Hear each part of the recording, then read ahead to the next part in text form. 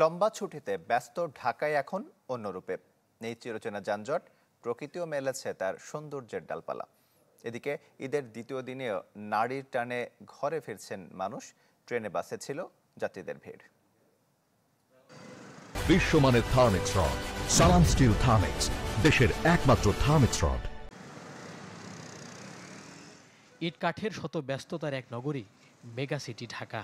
ঈদের লম্বা ছুটিতে যেই শহরই এখন শূন্য। এমন পরিবেশে তাই ঘোরাফেরায় ক্ষণিকের আনন্দ রাজপথে। ফাঁকা নগরীর অলিগলি থেকে প্রধান সড়ক, নেই চিরচেনা যানজট।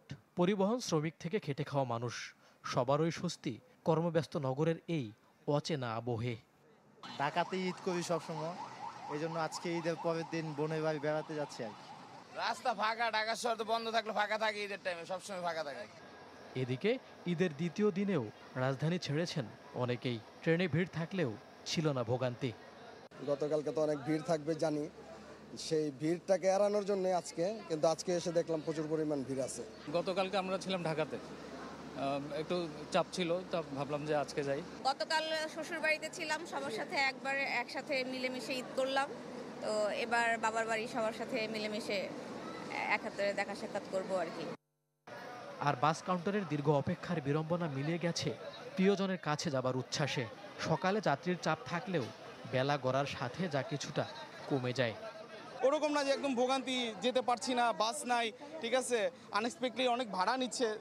This things are not happening. অন্যান্য বারের চেয়ে এবার অনেক ভালো আর কি, অনেক সহজেই সব কিছু হচ্ছে।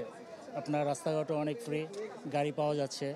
আরামে যাব, আবার আসবো, সেটা আর আমরা কোনো পেরেশানি নেই। এমন ফাঁকা ঢাকায় যেন প্রাণ মিলেছে প্রকৃতিও। সৌন্দর্যের নৈবেদ্য সাজিয়েছে নতুন করে। মইনুল হাসান, চ্যানেল 24, ঢাকা।